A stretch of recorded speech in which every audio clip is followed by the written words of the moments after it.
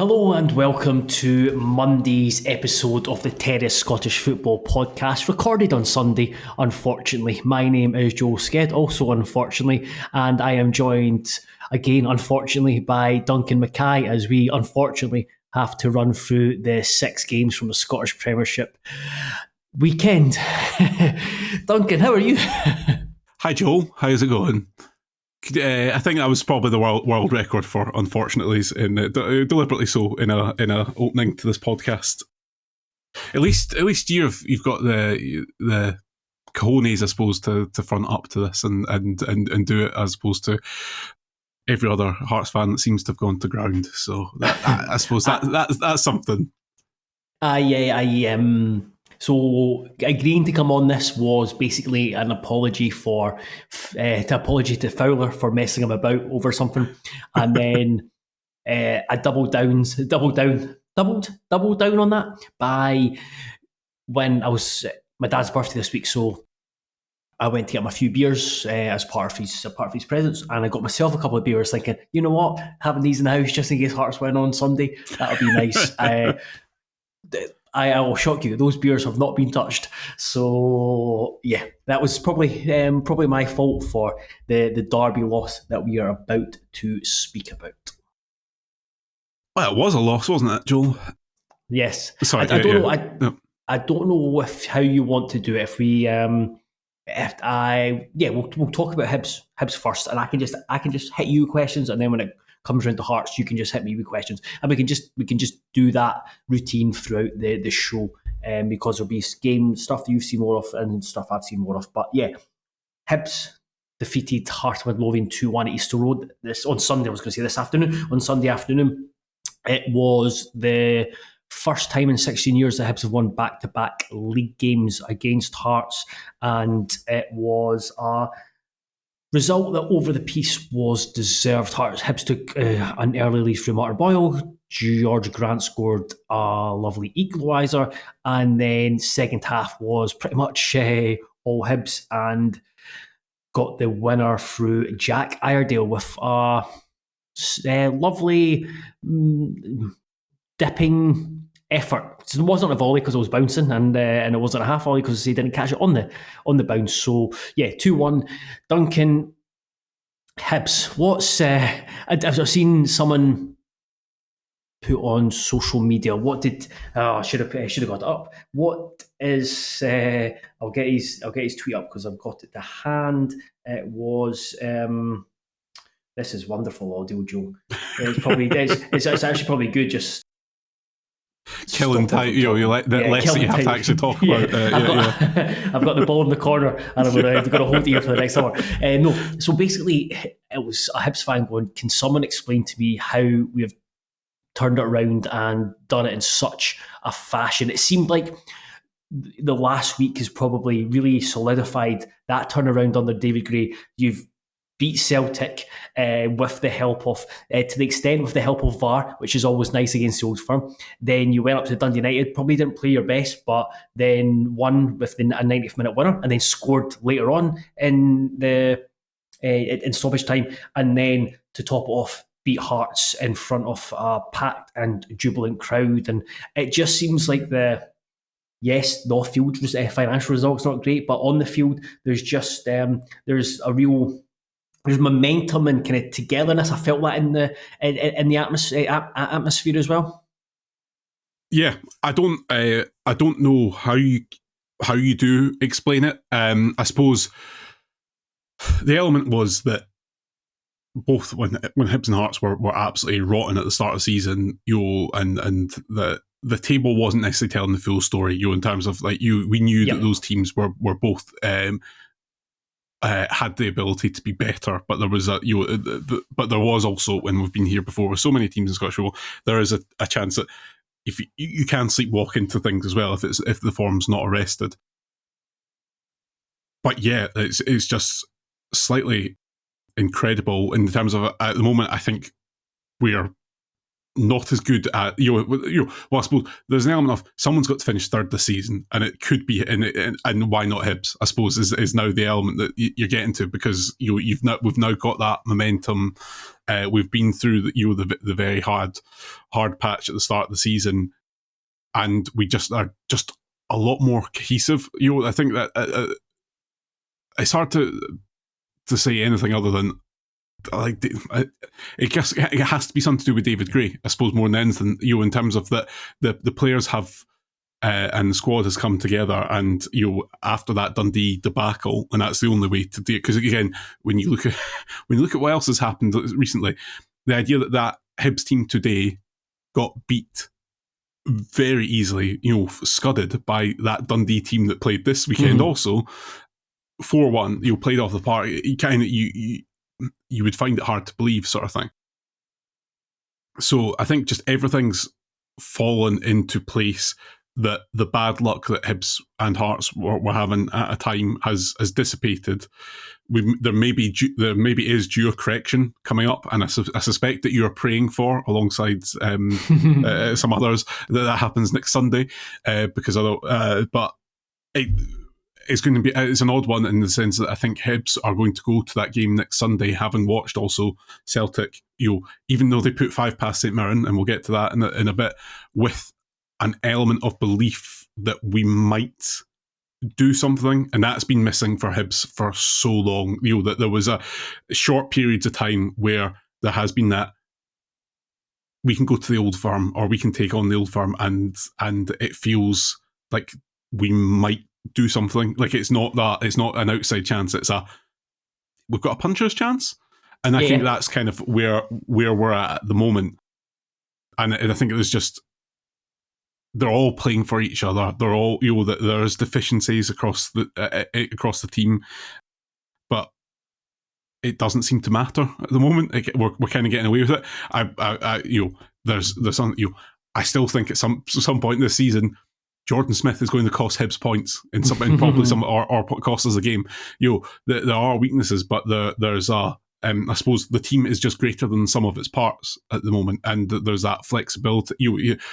This midfield has come into being something excellent now, and that's without arguably.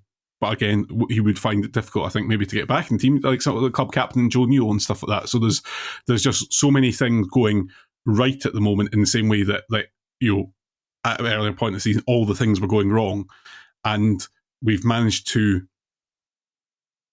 And I don't know what the science behind this is, but that softness has gone. The amount of times earlier this season that Hibs would chuck away winning positions or go into the last minute looking afraid, whereas today we're into stoppage time, and you were like, "Yeah, I think we're good here." The game was done, that sort of thing, and which is not, I said beforehand to a few friends, I thought this was one of the least on edge I had been personally for derbies in a while, because I think there was also that element of, we're not kind of, because of the way the season started, everything's a bit of a bonus now, if that makes sense. The fact we're not, it looks like something disastrous would have to happen if we didn't finish top 6, but it could happen, sort of thing. But that feels okay. Losing today would have been annoying, but at the same time, like, it's hit us in the derby, sort of thing. But I would like to hope, I would like to think this could be the start of an actual momentum shift, because actually I thought Hearts were the Hibs in the derby in terms of this, having been on top for the first half, still in the game and stuff like that, and then just not performing in the second. Yeah. There's it seemed from a Hibs perspective that this game was crucial, in that you'd opened up a wee bit of a buffer to the battle for the top 6. This was kind of like deciding whether it was going to be looking a bit off, both in terms of looking over your shoulder to the bottom 6 and still being in that European battle. Now this win is very much, it should be about finishing third now, and you talked about that. You talked about that the mentality shift under David Graham. This is meant to be a compliment. It's the most Scottish Premiership Hibs side I have probably seen in many years. So you go back to, for example, the Neil Lennon side that had McGeoch, Miller, Allen, Canberry, McLaren. That was a mercurial side that's just clicked in the second half of that season. You had Jack Ross's side that finished third again behind closed doors and all that nonsense, blah blah blah. But this just seems like a side that just handles the Scottish Premiership really well, whether it's about playing well, whether it's about digging out, whether it's about battling and fighting. Like today, it was, or Sunday, going by when this podcast go up.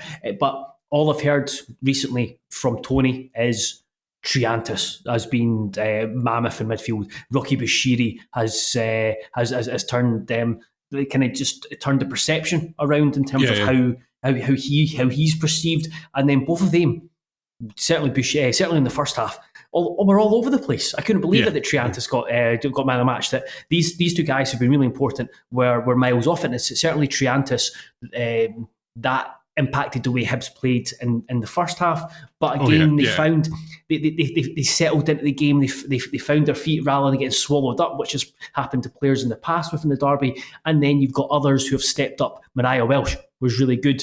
You had the two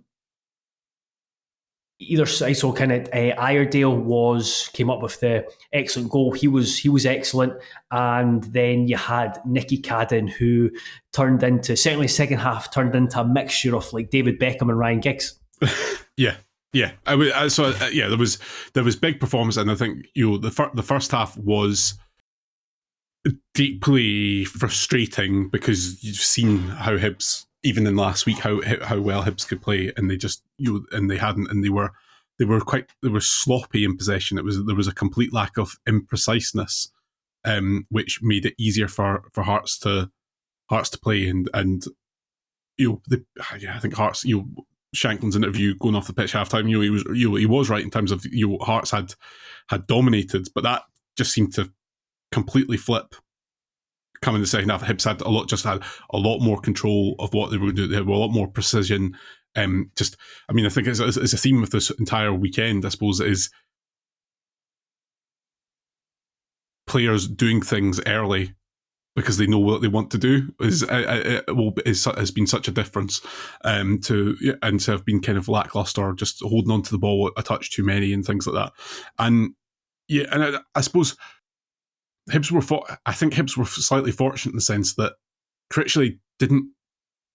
I don't know what he did, what he was thinking for that first 20 minutes of the second half, where I don't know, it just felt like we'll come on to talk about Hearts. Don't you worry, Duncan. Don't you worry. And so I think we were also fortunate in that regard, is that we were allowed to get a foothold in it and stuff. But I think there was, I don't know, maybe it's small, but that there was just I suppose it's the intangibles, but it's like it is the cliche. So it's kind of that kind of desire element and stuff. And you saw it for the first goal. If Martin Boyle, really, shouldn't be getting to that, but he does. I think. Well, I mean, Hibs massively aided by, I think, one of the. I don't. An awful performance from Gerald Taylor. I thought that that whether it was individually or just not being supported, but I mean, he just looked. Hibs, so much Hibs came down. Don't you worry, I'll be talking about Gerald Taylor as well. But I think even Hearts got into this. I don't know if it was, but Shankland's booking actually does have an impact because he doesn't. I don't think he goes full blooded into putting Iredale off for the winner as well, because he's picked up that petulant booking. So it all everything that Hearts did felt very Hibs if that makes sense. And again, that stems from dominating the first half but not really having anything to show for it, and then almost surrendering meekly. I think that was what kind of the thing that surprised me most, was how bad Hearts were. So again, it's that sort of thing of that. There's been plenty of worse Hearts performances at Easter Road, and they've still come away with 3 points. So I'm not taking that as like a gift horse in the mouth sort of thing. But there's definitely something there about that Hearts, and especially with the diamond set up in the field. Yeah, allowed like present that to Hibs as an opportunity, and Hibs took it for once, which is not something that we're kind of used to as Hibs fans. Yeah, the two performances have been very on Derby like. You go back to kind of just the stereotypes of Hearts. Yeah, manage to find but I think that's also what makes the Derby really good in that sense, is that even for Hearts having a dramatically much better record in the Derby, it's never a fait accompli, I suppose, if you, in terms of that, it's never. And I'm trying to think of other derbies where there's like but where like it is a bit of a foregone conclusion all the time. Even today, though Hibs were much better, it was still only a 2-1. Like it was still a dodgy breakaway or a deflection away from being a draw, and all those sorts of things like that. There's still competitiveness to the entire fixture that makes it, well, not entertaining but interesting, I suppose. Yeah, I mean, I did feel that there was you kind of mentioned about not being on edge, and it felt that within the ground as well. There was frustration amongst the Hibs fans in the first half where they didn't. I think the Hearts did really well to stop them building out, and I think there was frustration with Hibs fans in terms of the passing options, and they weren't quite cohesive. But at the same time, he stuck with the players, and there wasn't an anxiety. There was kind of more vibrancy Easter Road, and definitely that's not something I've certainly when I've been sitting in the press box that I've felt or heard too much of. And I suppose before we move on to Hearts, just kind of very quickly finish up with if there's anything else you want to say or any person you want to bring up or anything about the Hibs performance that you feel is necessary to speak about. And kind of secondly, do you feel confident that Hibs will finish third? So I think individuals, I think you want to shout out. We've talked about Nicky Cadden. It's just so good. The deliveries are, they're just in good. But it's just as an out ball, just the ability to just keep going. And also another shout out to Nathan Mariah Welsh, who has really come from nowhere. Like, I think there was always we always thought there was a good player there, and he's now quickly established himself as a starter. I would hope for most of it, just tenacious, but like not grabbing all the same headlines that Triantis does, and still Triantis is. You can see why he might go on to do great things in the game, but you can also see how he could end up, playing League Two football sort of thing, because he's so hit and miss. But yeah, no, I think there's just a squad there now as well where you're not so previously you're not looking at Dylan Levitt and come on and just keep things ticking over, as opposed to you're looking for him to try and do something to win back the game, and yeah. So I think it was just a good team performance. I think that's the thing, is this isn't a team really more than anything, rather squad. Than There's a squad there, it's better depth. Yeah, and that there'll be individuals on each day that continue to do good things, but most important thing is that we don't get ahead of ourselves. So on that, get ahead of yourselves, Duncan. You just won a derby. You're on a crazy unbeaten run. Just go. You know what? Scottish Cup and third place. I think that's happening. No doubt about it. No. But yeah, I think we've put ourselves in the mix for third. I think that. There's no reason. You sound like a manager. You sound like putting yourself in the mix for third place. You're sitting third. Of course, you're in the mix. Yeah, but it's just because where we're coming from more than anything. But actually, I think why not? Yeah, let's go. We'll do it third. Done. I hope you're wrong, and I hope we can throw this back in your face. Right, well, we'll move on to Hearts. I can just touch on them briefly because I don't really want to stay on discussing Hearts. And you mentioned about the diamond and the Critchley changing things, or what he said and they did for the first 20 minutes of that second half, and I was actually relatively impressed with Hearts in the first half and how it didn't feel like a diamond, more just felt 4-3-3. We pushed high up the park. We just allowed Bashiri to have the ball, made it really difficult for Hibs to play out, and other than kind of that ball down the line that Boyle got in and finished well, and question marks about Taylor and probably Gordon as well with his kind of positioning. But aside from that, had Hibs at arm's length and really stopped that threat from the left. And the way we set up was really good. We just didn't really make the most of any opportunities that came our way, other than Grant scoring in the first half. There was a couple which was a belter, to be fair. Like, it was a good goal. It was an absolute cracking, but not helped by it. Rocky giving it up on it wasn't the best clearance I've seen Rocky. No, absolutely, and that kind of that there was a shakiness about Hibs defensively, and that kind of played in Hearts' hands. But again, and just Hearts didn't have anything about them to kind of step up and make it kind of push that advantage or push that the advantages they were getting. But still, it was a good first half performance with still areas of concern, and then second half. Critchley noticed it very early that basically James Wilson went wider to the right, Cabangu played for the middle, Shanklin played off him, and then Spittle went left with Grant tucking in beside Benny. So it was like a change.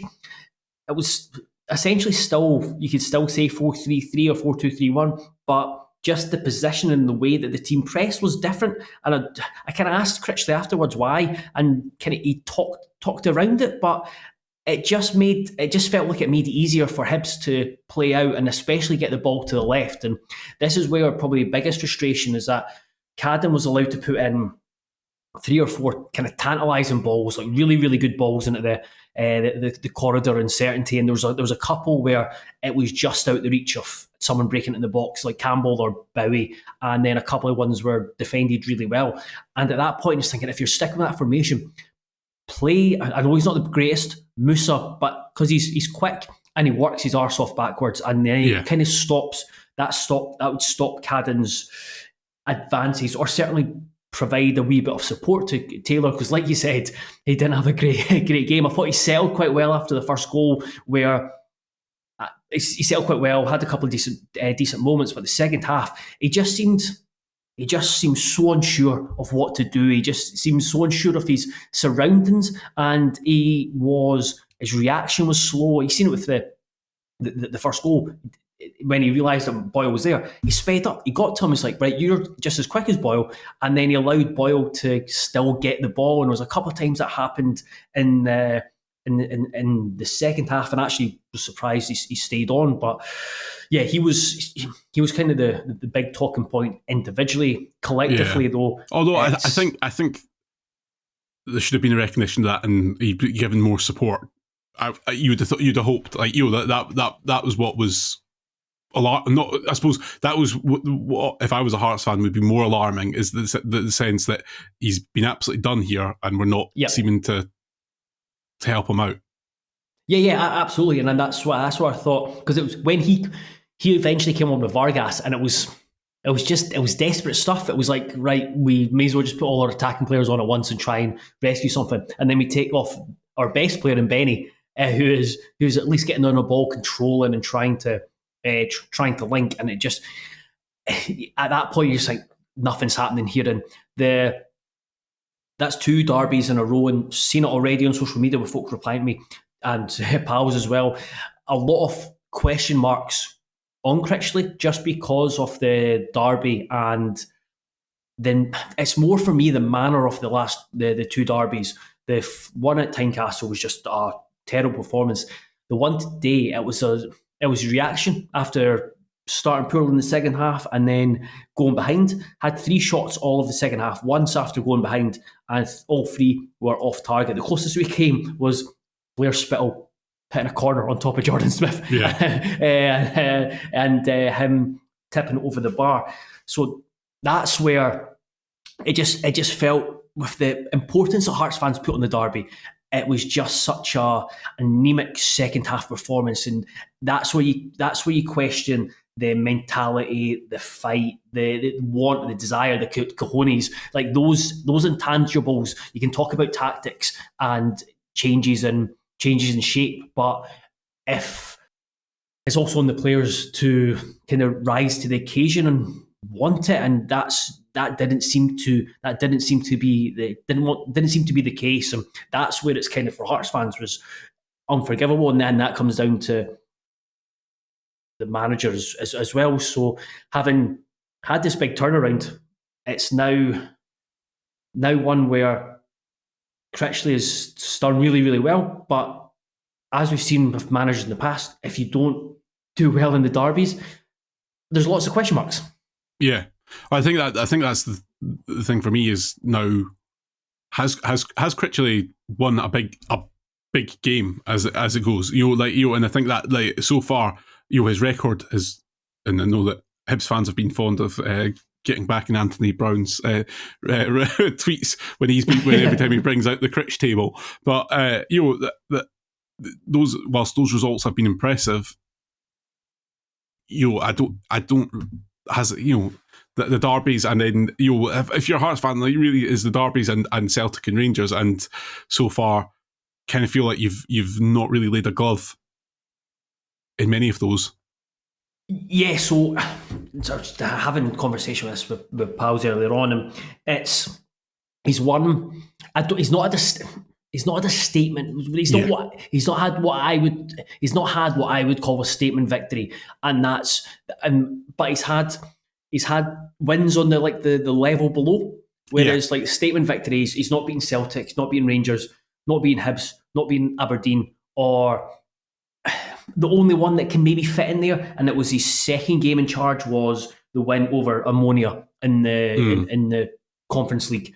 That's probably his biggest win, because that almost put us had one foot in the knockout round and somehow managed to trip over. I was going to ask what happened in that. And then the other two were like there's the 6-0 win at Dundee, and especially the 1-0 win at Dundee United.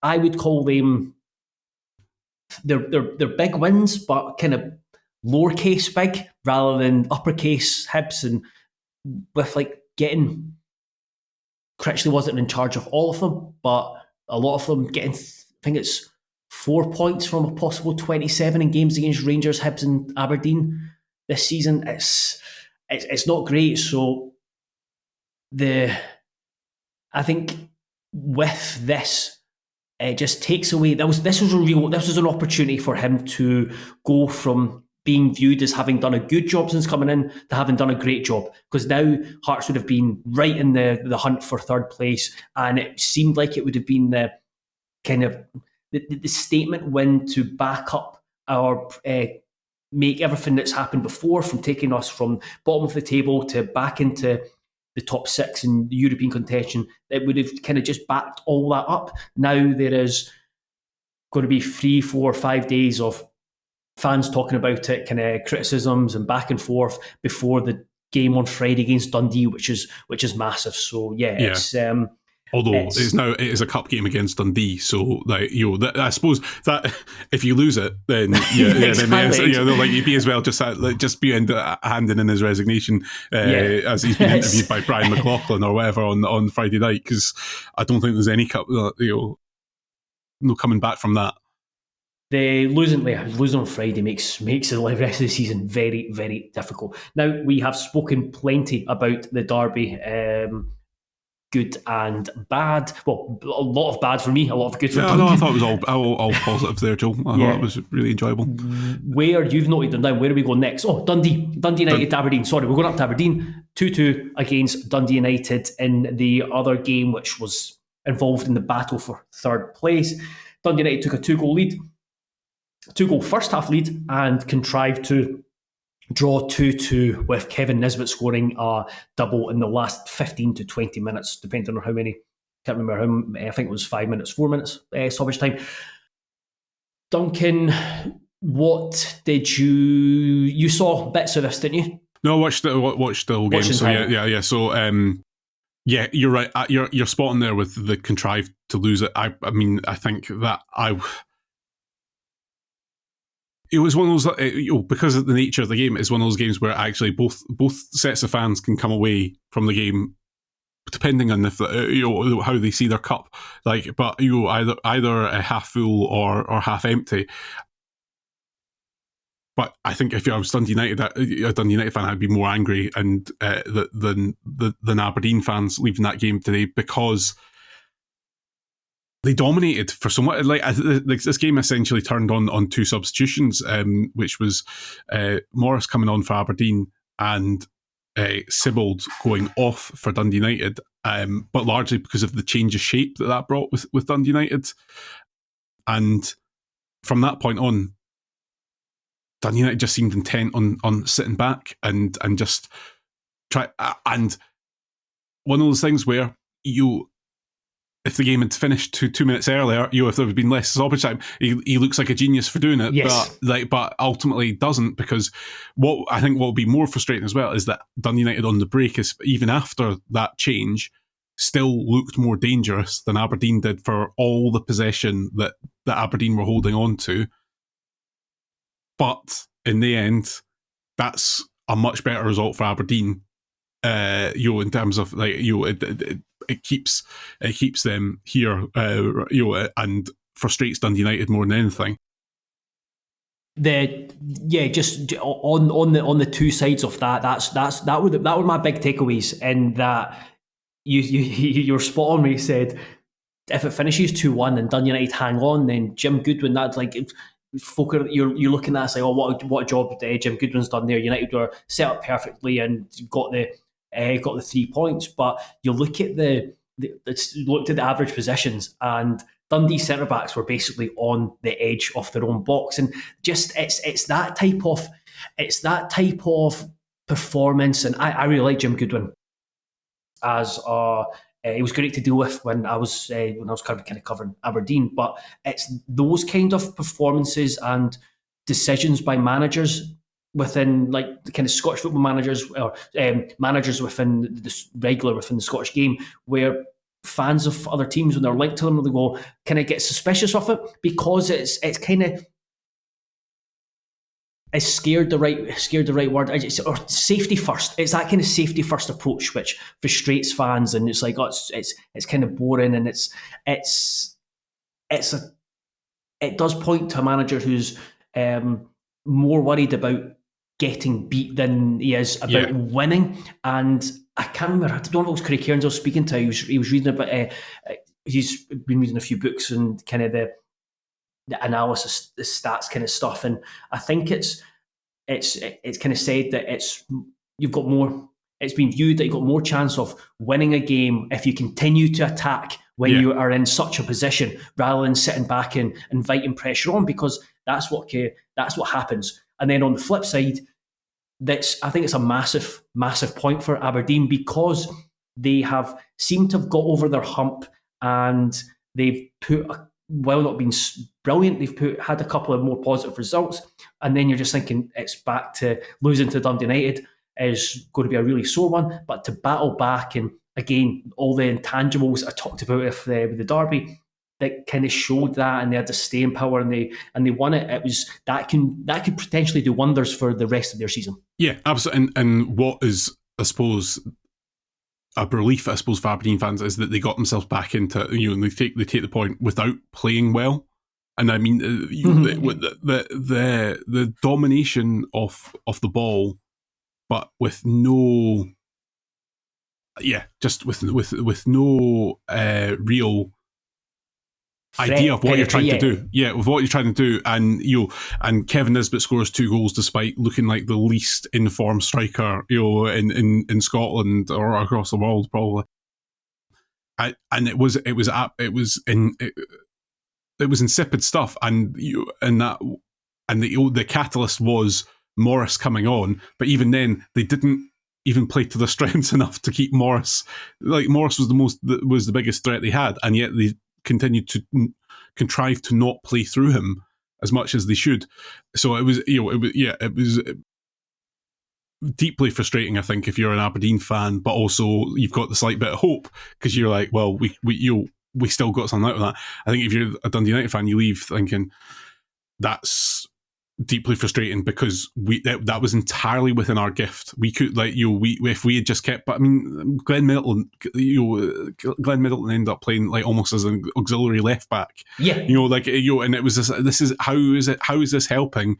And you bring on Big Jort, and you're like, yeah, he's you're going to go to the two up front, but you've not designed anything. You've not got anything there to get the ball to him, and Dalby looks. Again, Dalby is an absolute nuisance. He's a great signing, but he'd be as well not playing for the last 20 minutes, and that will be deeply frustrating for Dundee United because again, that psychologically could have been huge if they'd taken away the 3 points, and they did. And the thing is, they did deserve to take the 3 points.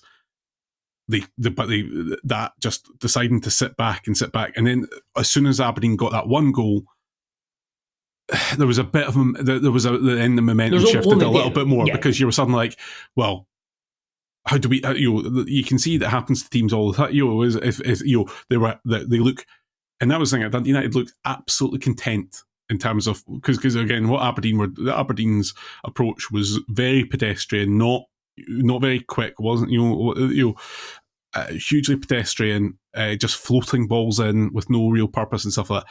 And Dundee are like, well, we can hit, this is no bother, we can get rid of this all day. But then the one time that they do something a bit, they do something a bit different, and then it's great work from Dabag. Is it Dabag? In terms of my pronunciation's horrendous there. Sorry, the movement that makes that happen. That just gives that, and that's all it needs. But again, and then that Dundee United clearly started questioning how they were going to continue this, and Aberdeen then get a little bit of the tails up, just a tiny bit, not a huge amount. And if I was a Dundee United fan and I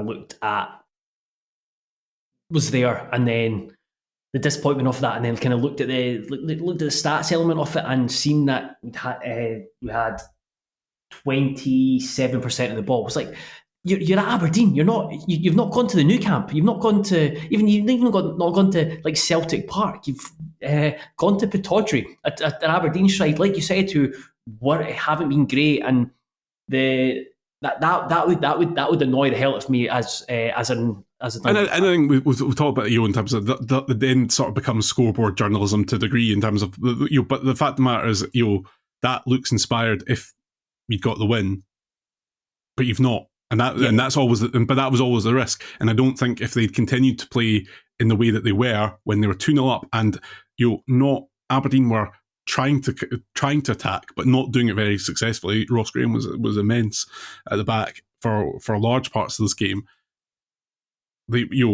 Alan Campbell was flinging himself all over the place. They were almost there, but they made a conscious, or their manager made a conscious decision to change the thing that was working and got them into the good position. And that's when I suppose that element, you can maybe look too clever by half. And I think that's possibly been Goodwin's sort of calling card in terms of he does think about the game a lot, but actually that almost sometimes to the detriment of his teams.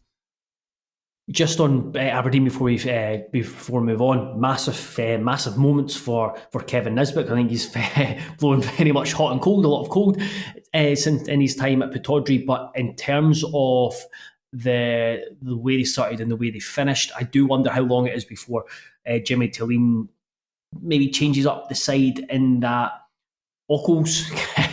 Come on, man, take him out of the team. And I know Morris is an interesting one because I always see him. He always looks really lively when he comes off the bench, and that's the difficulty, is that he looks lively and he's threatening. And I don't know, is he like he does enough in his substitute appearances to merit a start? So it would be wonder if there is if you commit to him for a range of games, and then just read them. I think Aberdeen fans thoughts on the game as well. That I think there's a desire to see Graham Shinney played at left back. I think Jack McKenzie has not been overly great recently, but it's a point that keeps it very, very tight between third and fifth. I think there's 2 points now between Aberdeen. I think it was Hibs, Aberdeen, and Dundee United in the table, and Motherwell a few points behind there. Right, we'll move on to Saturday, where that was good. That was a good link there, Joel. But I think about Motherwell. Of course, we are going to talk about Motherwell's 2-1 triumph at Ibrox on Armed Forces Day of all days. Have a bit of respect to Steelman. Come on. All I can think, Joel, is if only Motherwell had appointed a good young Scottish coach like Rangers had, then things could have been very different. But Motherwell winning their first match at Ibrox since May 1997. I'll say in the Premiership, because they won it in the Championship playoff.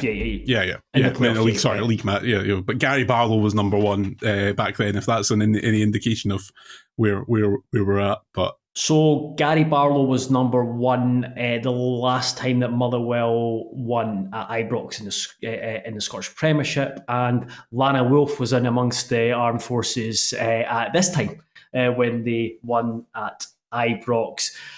It was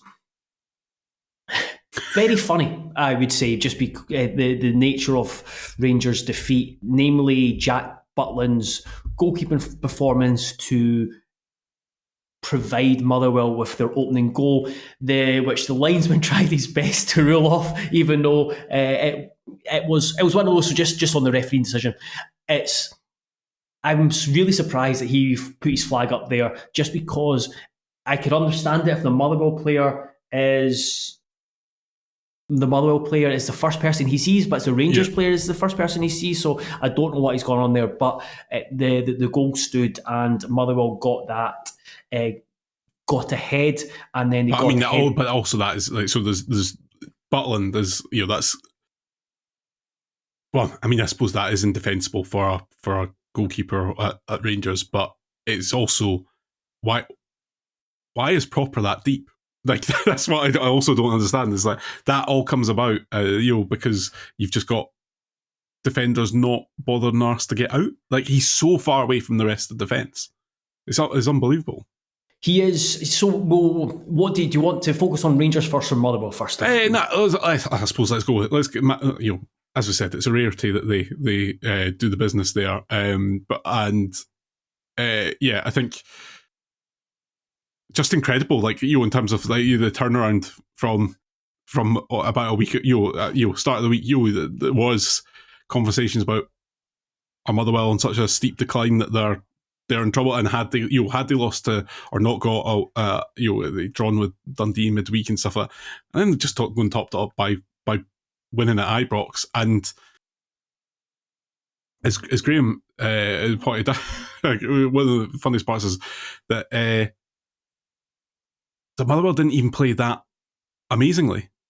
It wasn't like the most outrageous performance from Motherwell that led to them winning. It was that that Rangers were just that bad. But there is credit also given to Motherwell in terms of being brave and doing the pressing when it mattered. Like, people just running their absolute hearts out for the team. I think that's probably the most impressive thing about Michael Wimmer, in that he has. It seems like he's got buy-in really quickly, and I think that was really, really important to. I know there's the question marks within some areas of the appointment and whether it's deemed kind of risks. He's coming in from not a majorly successful coaching career in Austria, but he's decent enough CV. He's coming in when, as you mentioned, Motherwell are in what seemed like free fall. It's not an ideal squad to work with, just in terms of the numbers, the injuries, that it's not overly settled. But he's came in and he's got buy-in straight away, and in that buy-in, and I think it was Graham makes the point that it's stuff that doesn't require money. So it's hard work, graft, and organisation, and getting that straight away is a really positive sign, because now he's completely flipped the Motherwell season again, because they were looking very positive and then they went into the dive, and now they're starting to look up into the top 6 rather than at that relegation battle. And what's important now is that they get 2 weeks. He essentially gets now 2 weeks off to embed that even further. To embed that even further, because they're not in the Scottish Cup, so he's got that time to work with them.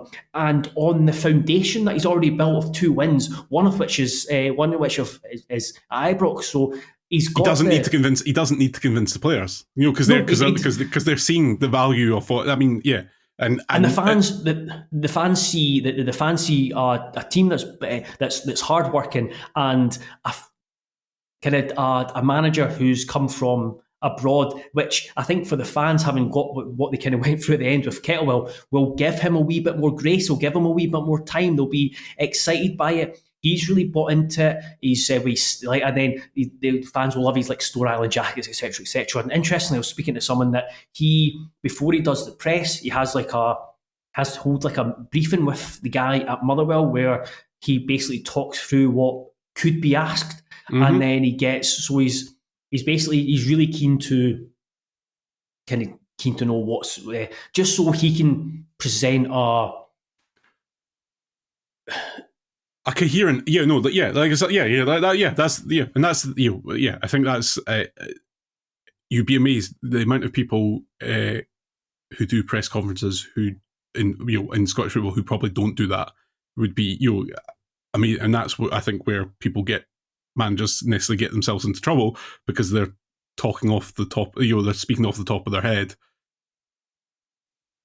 But yeah, that's interesting that he does that and I think it just considerate, because again, there's that element of there's some people think that, and this is definitely the case in terms of Pat Nevins talked about this around Mourinho and stuff like that. Mourinho's so focused, anything he's giving press conference, the messaging is not for anyone but the players. I don't think, but he's thought about that as a conscious thing that he say. I don't know how much that is the case with lots of other managers, and there's that all point to understand is that what managers say in a press conference does matter to fans, whether you like it or not. And so there's that element to think about, but I don't think many do, and I think it's very interesting that a guy coming from the continent is taking that approach. Yeah, absolutely, and he's had a positive impact on the players there who are there, and guys are being asked to really leave it on the pitch. Tom's very much so. very much so. Getting good performance, man of the match performances out of players like Tom Sparrow, who Graham said looked like he had or performed like he had the third lung. Now we talked about that kind of grit and running and pressing and high octane, and it's be interesting when teams maybe go, right, if they're just going to run up for the beach, can just kind of knock the ball in behind, and it will be see how they respond to that. But again, they've got time to work on different ideas. So it's really, really positive from being really down as a Motherwell fan. It's just completely flipped, and it's really positive now. Whereas Rangers, they must have been feeling very positive after the come from behind win with Barry Ferguson at Kilmarnock, and then they find themselves losing 2-1 to Motherwell, and it just with Rangers, it just seems like they are. It's kind of going to be like this until the end of the season. They're in a holding pattern, which for a number of reasons, and they've probably been a much wider holding pattern for and they potentially haven't realised it. But it is very, very much clear that is the case now. Is that there's just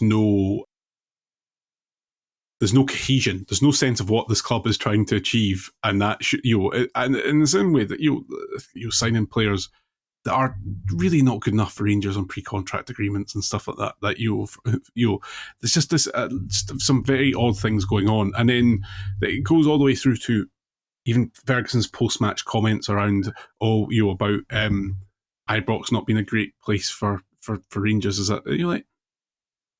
it was fine until you got beat by Queen's Park in the Scottish Cup. Like you've been absolutely, you're going away has been your problem, and it's so there's just there's an inconsistency I think across the whole thing as well, which is just mad. And again, why they thought appointing Barry Ferguson.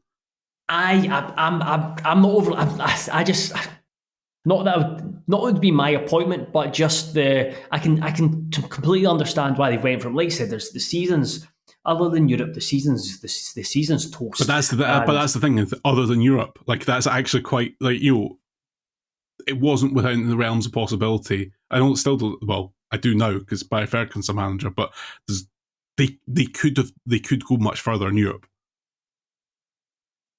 They could have, but if with Clermont. But it was just. Well, again, they couldn't have continued. I just don't think they could have continued anymore with Clermont. No. But even as an interim coach, you could have got someone better than Barry Ferguson that could get you through to look creditable. I think there's a real risk. There's a real risk if Fenerbahce absolutely scud them because, well, if they're conceding 2 goals to Motherwell and 2 goals to Kilmarnock like that, I think you'll. There's definitely completely get the point. And yes, I just because I don't see Barry Ferguson. I see Barry Ferguson as the kind of old school manager where he's like overseeing it, and it's more Neil McCann and Billy Dodds that are more likely doing the tactical side of things, the coaching side of things, and he's kind of overseeing it all. But yeah, it's. But again, it speaks to one of Neil McCann's most recent job was at Dundee. Billy Dodds' most recent job was at Inverness Caledonian. So there are, I mean, as much as I'm not a fan of Rangers, there's still levels to this game. In terms of. Yeah, I think actually both of their most recent jobs were at Inverness. I'm sure. So he's Neil McCann. Yeah, so that he did. I had an interim. So, anyway, the I think they could have appointed anyone. I think this team in Europe was going to catch up with them, but probably with the coaching team that might be sooner rather than later. Just on the game on Saturday, we kind of talked about Butland. There's no analysis around that. It's just shit. And then the second goal is oh my days hefty. Yeah. I don't know what he's doing, where he's going. That's all. What are you up to, mate? This is the only thing I can put in my remote note. There's no way that you can explain how he is where he is. The only thing in watching that in my head is there's something when I used to play fives with like my dad and Harrington and folk, and there were sometimes you were on teams with a player or two who's like, right, I'm going to have to cover. I'm going to basically have to mark 2 people here. I'm going to have to cover for him because the ball's going to go over there. He's going to drop his shoulder, get away. I'm going to have to come across and block it. Yeah. I don't know if Hefty's thinking, right, Proper's beside me. I need to be the centre back and the left back at the same time. And then Proper's probably thinking, I've got Hefty beside me. I need to be the left back and the centre back at the same time. So yeah, it's just a mess. And the watching the highlights and some of the game yesterday was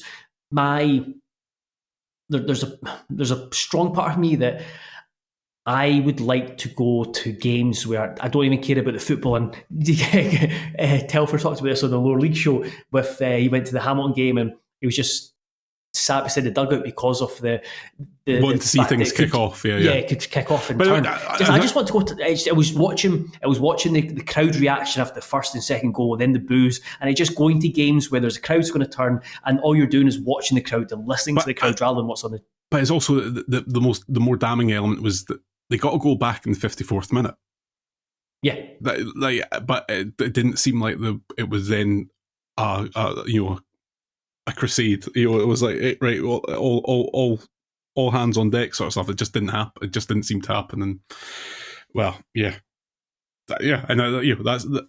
Motherwell will have definitely played better at Ibrox over the last since in games again since 1997 and come away with 0 points, and yet they pull out pretty good performance and walk away with 3. So yeah, I suppose it's just kind of just where we are like at the moment with this Rangers team.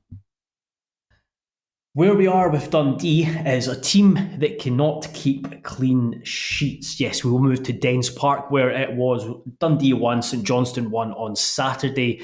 Watched this game. Neither team deserved to win it. It was both frustrating at sometimes entertaining, but just two teams who weren't very good and not good enough to get the 3 points. Now we have got the pleasure of having Gary Cocker in our WhatsApp group as a friend. So we hear plenty about Dundee, but we'll stick with. I'll stay on St Johnstone to begin with, because they were the team that took the lead at Dens Park, but then gave it up. And biggest frustrating thing that, if I was a St Johnstone fan watching that, was that got ahead and then kind of conceded the second half. We talked about it, kind of mentioned about Hearts offering nothing in the second half. You mentioned about Rangers, who scored early on in the second half and then done nothing. The biggest thing with St Johnstone was that they never looked like scoring or troubling the Dundee defence. And yep, that is the Dundee defence, who I think have nearly conceded 60 goals in the league this season. Yes. I think they're up to leaky. I think is 61. Yeah. 61 goals. Yeah. And they didn't press home what could have been a massive win for them, because like they've got guys who are quite lively. Sidibe is so frustrating. He's so quick, but he's just don't trust him in terms of where he's going to run with the ball, where he's going to play it, if he's shooting. There was one chance in the first half or maybe the second half, the Dundee commentator, it was first half, Dundee commentator said, as he kind of, the ball got cut back to him and he went to shoot with his left foot, but he hit his right foot and then he kind of ended up sclaffing it. That 9 times out of 10, Sidibe would score. I was like, have you seen Sidibe in your life? But yeah, he was very frustrating. Then you had Duke McKenna and Dre Wright down the left-hand side in the first half were really lively, and Curtis on the other side put in a lovely ball for Mackenzie Kirk's great header to put them ahead. So they had these elements that were in the team, but it never really materialised to more. They brought Graham Carey on in the second half, a guy who I absolutely adore watching. And again, there wasn't enough in the final third. And it's St Johnstone, it's kind of admirable what they're trying to do, but at the same time, I don't think Valacari's got the man in the middle of the pitch to play the way he wants to play. He brought Watt in, don't think he's had a good start to his St Johnstone career, and now Sven Sprangler is a guy they've kind of trying to be playing through, and I just don't see him as that ball-playing midfielder. I see more him as guy picking up loose balls, etc. So yeah, it was an opportunity for St Johnstone, but they just did not take. No, but I suppose there's that element of not getting beat was vital. Yeah, that was big. Yeah, both sides. And Valacari, you said that in his interviews after the end. He was like very like they had a stated mission, and okay, they that might not be a huge amount of fun for anyone watching, but that was kind of mission accomplished. And in terms of their recent trajectory, that is enough for them at the moment. If they go into the split within touching distance, which they are now with Dundee, that's a result, because they didn't certainly at certain points feel like they would be anywhere near being able to do that. But I think for Dundee, it's probably a bit frustrating in the sense that you're no further on. I suppose in that you've maybe stopped the rot but again, as Fowler pointed out in one of the patrons last week, Gary holding on to the saviour of the season being that Trevor Carson and John Shaughnessy coming back together is not something that you'd necessarily want to lay your hat on and get too excited by. But Tony Dott he's moved to the back four eventually. Yeah, I think that's a big one. And they dominated largely the game, but it's one of these things that's actually bit for naught, and they've got next, what was it, Hearts next, and then Dundee United, a derby. So yeah, that's not great, because I'd imagine no Dundee fan has expectations going into Friday against Hearts. Let's be honest, they shouldn't, given given it's Dundee in the cup sort of element. But yeah, going to Dundee United away next. The other factor is the John Nelms factor, in terms of you just don't ever know how he is feeling about his managers. The Dundee United game in a couple of weeks' time is. I mean, you could argue both of the games coming up, Hearts and Dundee United, is defining. But I think Dundee United, just because, I mean, Dundee have been shit in the cups, so another defeat on Friday is not anything new in their history. But that Dundee United game, if they do get knocked out of the cup, becomes even bigger, especially with the position that they're in, and because it's a derby. Those games mean more. Seeing we've talked about with Hearts, they have more significance. So a defeat in a derby is equivalent of going on a really bad run. Yeah. Whereas you lose to Ross County, etc. These things happen. People moan, but they get over it really quickly. Whereas a derby doesn't. So that's a really big game for Tony Dock. I mean, it's encouraging that he's changed to the back four, and there was a wee bit. The most positive thing I would say about Dundee is that they grew into the game, and they kind of finished stronger. But again, it was like St Johnstone. It was a missed opportunity for them. They've got 3 experienced players who could be massive for them between now and the end of the season. You mentioned 2 of them, Carson and Shaughnessy. They have kept 1 clean sheet in the league all season. So if they can at least kind of tighten up at the back somewhat, then they've got a guy in Simon Murray who is a difference maker. They give themselves a chance. Yeah, he's a difference maker in attack, and they've got good quality there. They've got like the likes of Mulligan, and Garza came back in and showed what he can do. I mean, he looks about 12 years old, but he can play a bit of football, and he's trying to find that balance or that can get the best out of Lyle Cameron again, but they're always going to be on the precipice of danger because they give away soft goals like they did on Saturday when Sella doesn't track his run.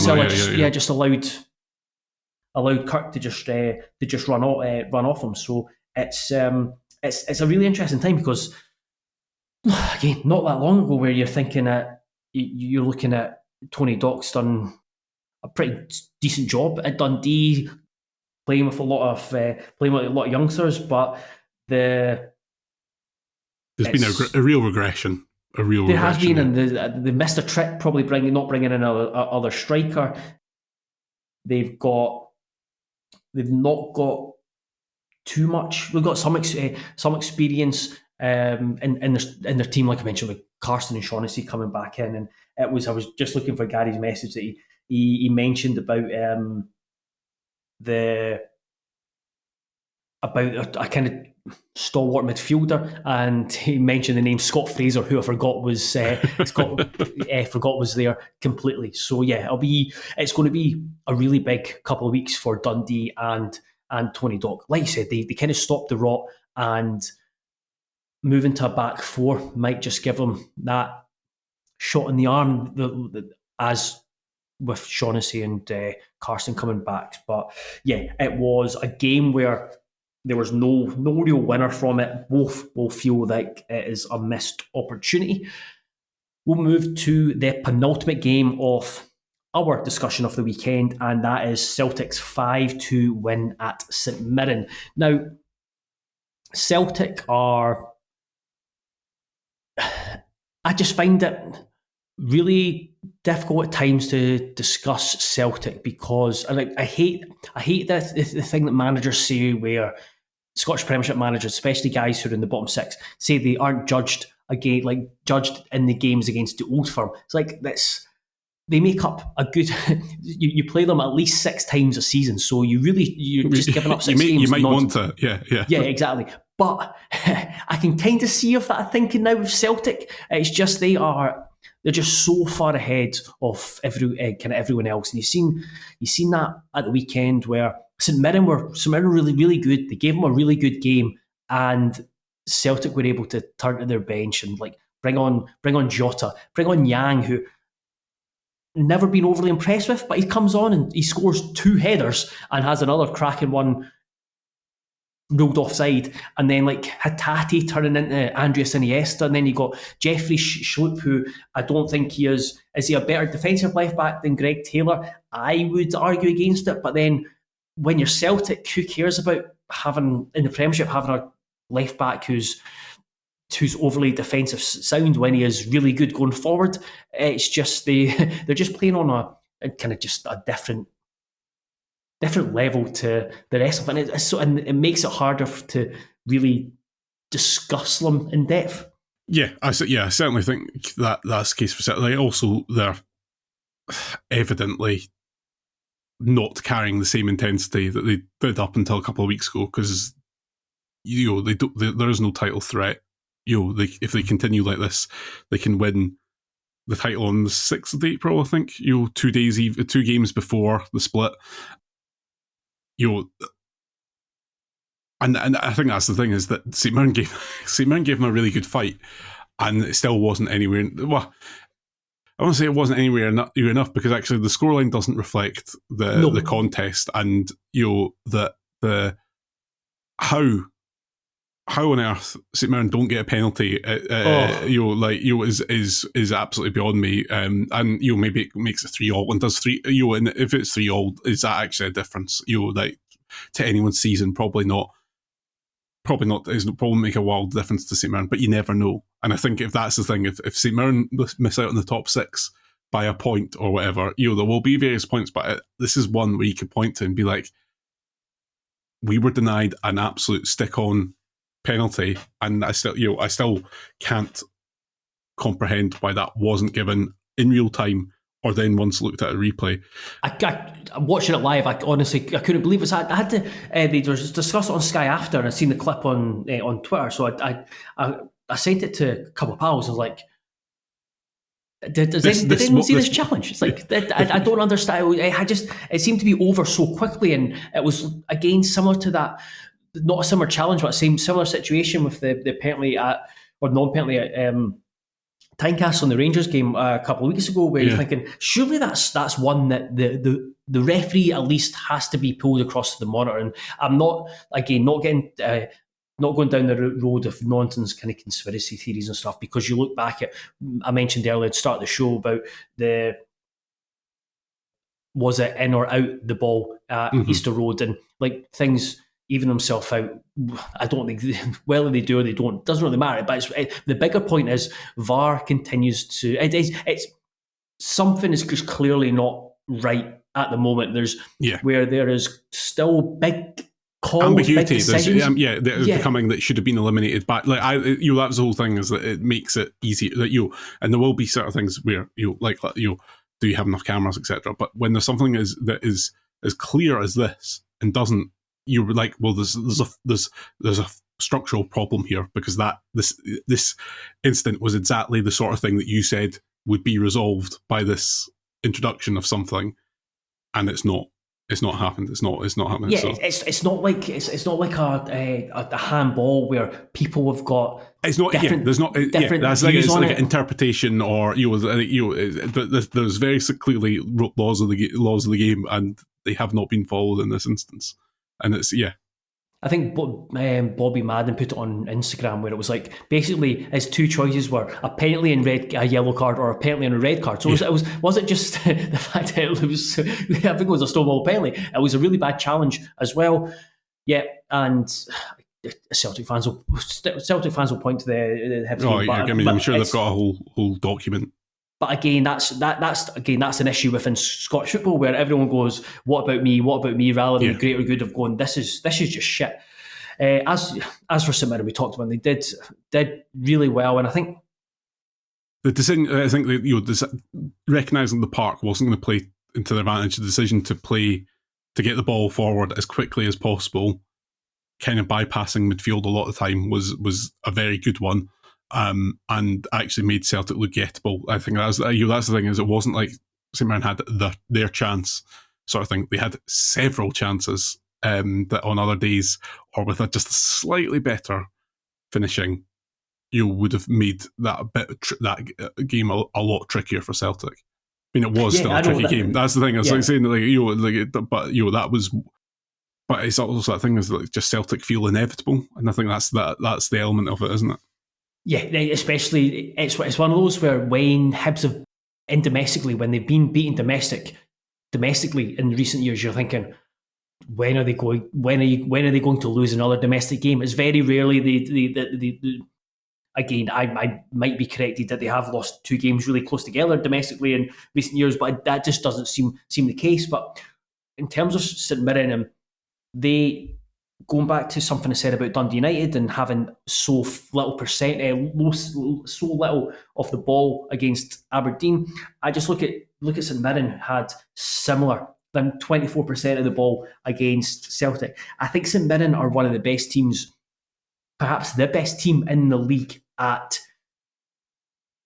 getting so much from so little of the ball, that they're really good at being able to carve out and create opportunities without having a size, like a big percentage of possession. And that's what they're just.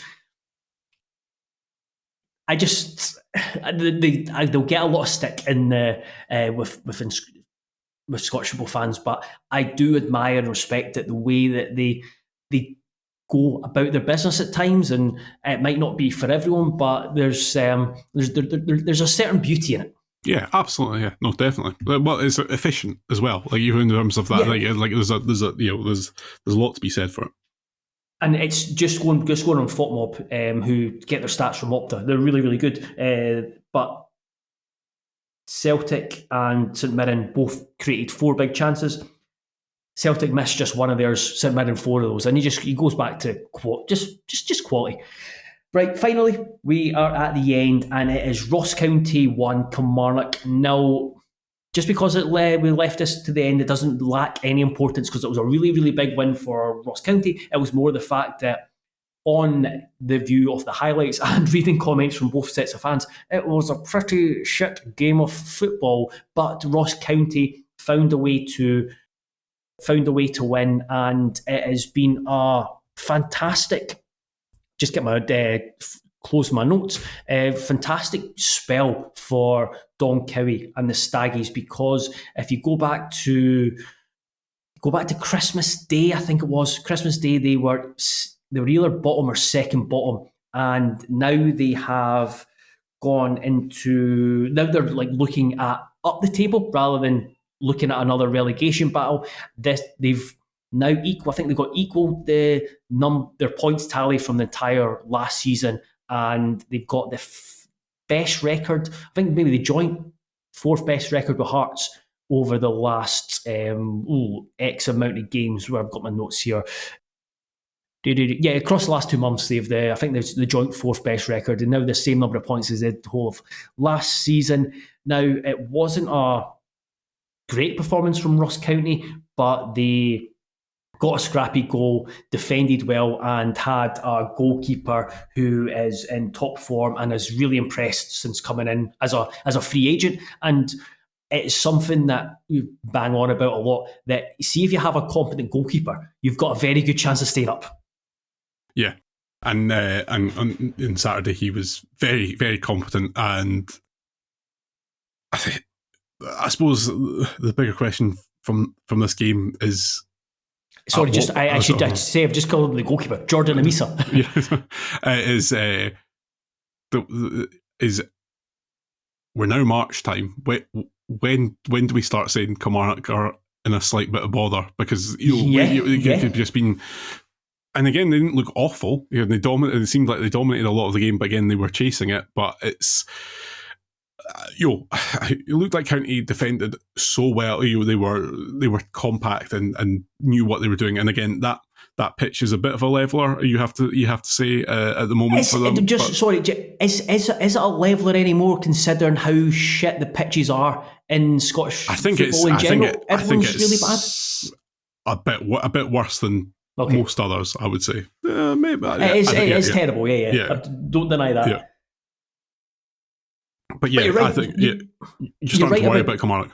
Yeah, you're absolutely right. And I've been guilty of it as well, probably until this weekend, and reading Kilmarnock fans' thoughts on the game and the direction they're travelling under Derek McInnes is like every time you look at the table, I've just like, Kilmarnock will soon start rising up. They'll soon start putting results together. They've Derek McInnes' manager. They've got a good squad, got match winning talent. They've got really good defence. They'll start motoring up the table.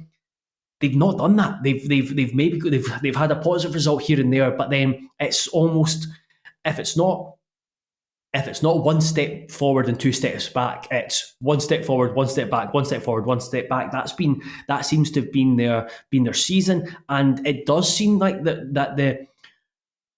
there's some within the Kelly support. It's like an increasing number who are beginning to, if not turn on Derek McInnes, certainly question. Yeah. Because of, you look at the squad is amassed a pretty good squad there, and they have, Duncan is probably getting more than the sum of his parts. Come on, it's the opposite. It's opposite with Kelly. Yeah, no, I think that's exactly right, and I think it's just not good. There's just it doesn't seem. But as there is, you saw what they did on Wednesday against Rangers, how they all started, and you're like, well, this is what they should be, and then yes. but then also the remaining 70 minutes was an example of maybe this is actually who they are, and yeah, I suppose I think they should be all right, but I would start to be worrying a little bit if I was down Ayrshire way. Oh yeah, absolutely. Considering their run of fixtures where they've got one of the most informed teams in European football with Hibs up next at Rugby Park. Then they go to St Mirren, and then they are hosting Motherwell. At one point, they would have been looking at these 3 games thinking, yeah, that's a decent run of fixtures. At the moment, you're thinking that's a nightmare, yeah. Yeah, and then they finish their pre-split fixture list at Celtic. So it's the nature of this league where we've talked about it in Motherwell. Two good results just changes your thinking, and it's the same with like Ross County. They've obviously had more than 2 good results, but they've put themselves in a position where one more good result, and they are definitely looking at the top 6. Whereas Kilmarnock at the same time, if they could put 2 positive results together, they can start looking at the top 6. But it's getting to that point where time is beginning to run out on teams, and especially St Johnstone, Dundee and Kelly as 3 teams who they're not going to make, if they don't make the top 6, they're going to be battling relegation for the rest of the season. Right, Duncan, thank you very much. There we have it. We have been comprehensive and gone, well, I'm going to say comprehensive and gone around the grounds, but we spent about half an hour on the Edinburgh Derby and then 45 minutes on the other 5 games, but that's the way of it.